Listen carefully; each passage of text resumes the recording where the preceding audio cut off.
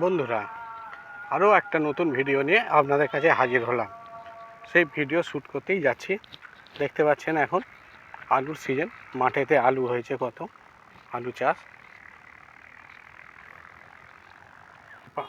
দেখুন এপাশে চাষও করছে, এখন ধান বসাবার সময়, সেই জন্য চাষিরা ধান বসাচ্ছে।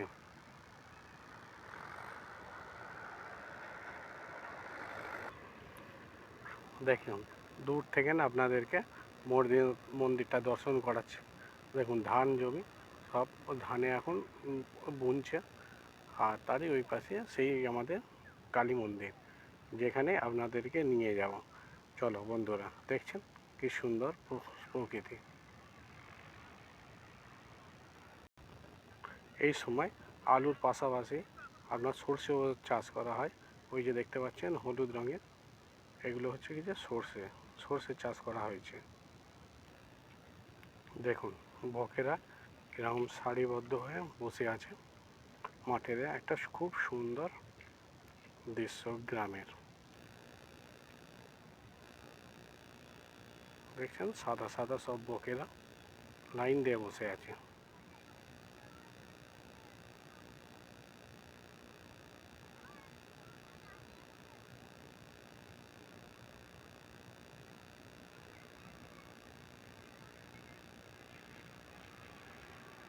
দেখছেন বকেরা কেমন বসে আছে।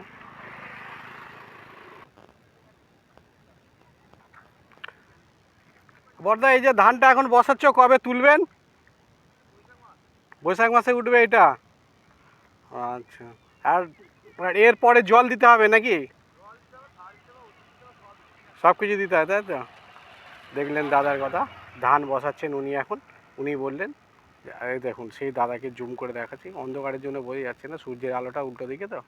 উনি বললেন যে এটা গরমের সময় এখন বসানো হচ্ছে, গরমের সময় তোলা হবে। মেন রাস্তা থেকে অনেকটাই দূরেই মন্দিরটা। আমাকে বলেছিল একটুখানি, কিন্তু অনেকটাই দেখা যাচ্ছে, দেখতে পাচ্ছেন এখনও অনেকটাই দেরি।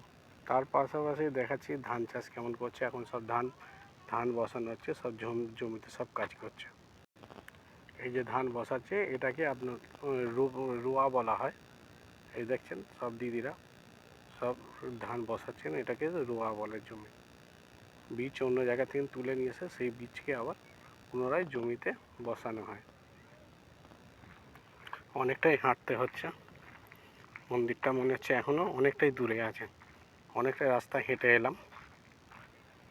দেখতে পাচ্ছেন ও পাশে যে বাড়িগুলো আছে, ওখান থেকে আমরা এসেছি। এই রাস্তা ধরে ধরে ধরে ধরে ধরে যে মোটর সাইকেলগুলো আসছে, এই রাস্তা ধরে ধরে অনেকটাই রাস্তা।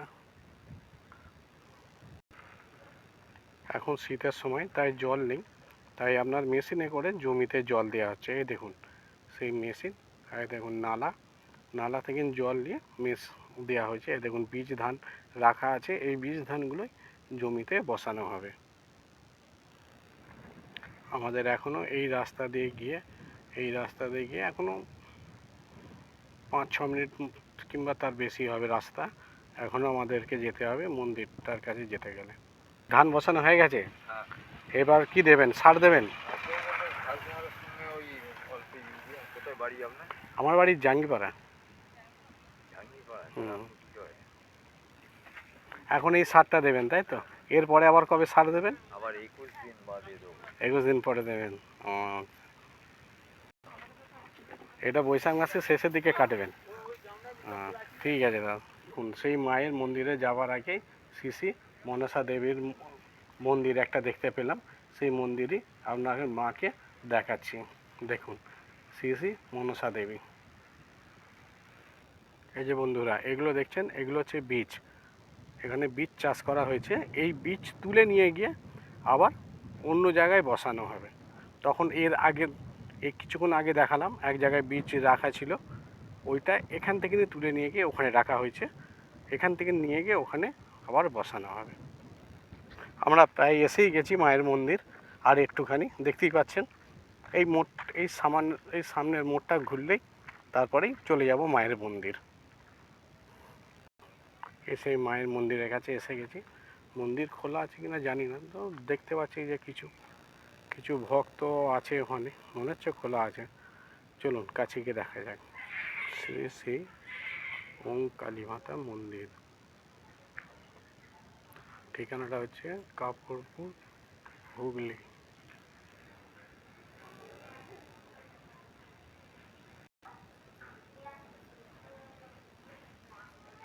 এই দেখতে পাচ্ছেন মায়ের সেই মেন মন্দির। আমরা এসে গেছি সেই মায়ের মন্দিরে। মন্দিরের পিছনের অংশটা আপনাদেরকে দেখাচ্ছি ঘুরে। সামনে সব ভক্তরা বসে আছেন, ওই জন্য ঠিক দেখানো যাচ্ছে না। দেখুন মায়ের মন্দিরের পিছনে ঘাট।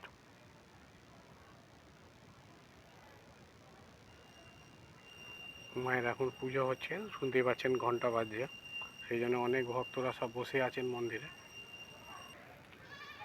দেখতে পাচ্ছেন মায়ের মন্দিরে সব ভক্তরা বসে আছেন এই সময়।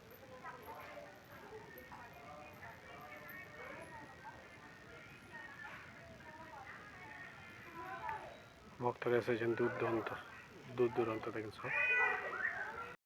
এই সেই মায়ের মূর্তি আপনারা দেখছেন। এটার জন্য এতটা পথ পরিশ্রম করে এলাম। এই সেই মা, এখন পুজো চলছে মায়ের। মায়ের মুখটা আপনাদেরকে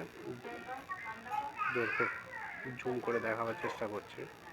দেখছেন মায়ের রূপ খুবই হিংস্র।